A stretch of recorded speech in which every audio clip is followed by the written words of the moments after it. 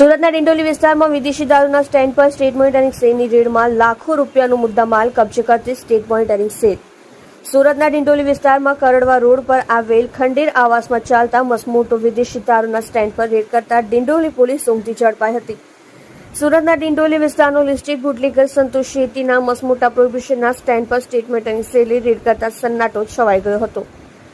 જેમાં state monitoring cell દ્વારા વિદેશી દારૂના સ્ટેન્ડ પર રેડ કરી ઘટના સ્થળથી વિદેશી દારૂની 2023 બોટલો જેની કિંમત ₹2,35,420 સાથે દેશી દારૂ 28 લીટર જેની કિંમત ₹560 સાથે 9 મોબાઈલ ફોન જેની કિંમત 41,000 અને 22 વાહનો જેની કિંમત ₹6,90,000 અને દારૂ સાથે પીવા માટેના ચખના ₹9,040 સાથે ₹9,98,290 મુદ્દામાલ કબજે કરી ક્વોલિટી કેસ કર્યો હતો. જેમાં સ્ટેટ મોનિટરિંગ સેલના police sub inspector GR Rabari સાહેબની આગેવાનીમાં રેડ કરતા ડિંડોલી પોલીસની દારૂબંધીની પોલ ખુલી જવા પામી હતી.